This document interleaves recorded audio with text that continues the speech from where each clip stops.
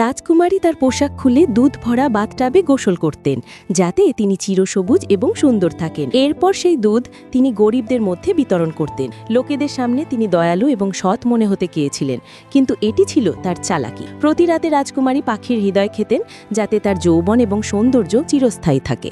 একদিন তিনি জানতে পারলেন যে দরবারে তার চেয়ে সুন্দরী কোনো মেয়ে আছে। তিনি সেই মেয়েটিকে চিরতরে কালকোঠরিতে বন্দী করে রাখলেন। যখনই তার মুখে বলিরেখা পড়ত, রাজকুমারী বন্দি মেয়েদের থেকে তার জাদুকরী শক্তি নিয়ে নিজেকে আবার তরুণী বানাতেন। রাজকুমারীর কাছে একটি জাদুকরী আয়না ছিল। সে আয়নাকে জিজ্ঞেস করতেন, আছে কি কেউ আমার চেয়ে সুন্দরী? আয়না জানাতো, তুমি যাকে কালকোঠরিতে বন্দি করে রেখেছ সেই পৃথিবীর সবচেয়ে সুন্দরী মেয়ে। রাজকুমারী এই কথা শুনে রেগে গেলেন। আয়না বলল, যদি তুমি সেই মেয়েটির হৃদয় খেয়ে ফেলো, তাহলে এই পৃথিবীতে তোমার চেয়ে সুন্দর কেউ থাকবে না। রাজকুমারী তার ভাইকে সেই মেয়েটির হৃদয় আনার নির্দেশ দিলেন।